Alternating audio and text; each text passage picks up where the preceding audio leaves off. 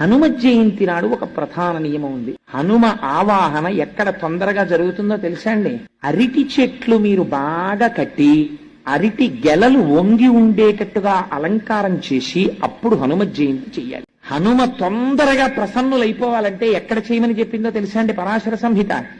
అరటి తోటలోకి వెళ్ళి హనుమ యంత్రం కాని హనుమ బొమ్మ కాని హనుమ అని రాసి కాని మీరు అక్కడ పెట్టి మీరు కాని ఆ రోజున ఉపాసన చేశారా అరటి తోటలో, ప్రత్యక్షమైనటువంటి స్వరూపంతో స్వామి వచ్చి తీసుకుని తీరుతారని భయం ఇచ్చింది సంహిత. శ్రీచక్రం టీవీ. అన్నిటికన్నా ఆయన తొందరగా ప్రీతి దేని వల్ల పొందుతారో తెలుసా అండి? అరటి పండుగ. కదలి పూజ అని ప్రత్యేకమైనటువంటి పూజ ఆయనకి. కేవలం అలంకారంతో ఆయన తృప్తి పడిపోతారు. అరటి గెలలిలా దిగేటట్టుగా అలంకారం చేసి అరటి చెట్లు కట్టి అరిటాకులేసి స్వామి చుట్టూ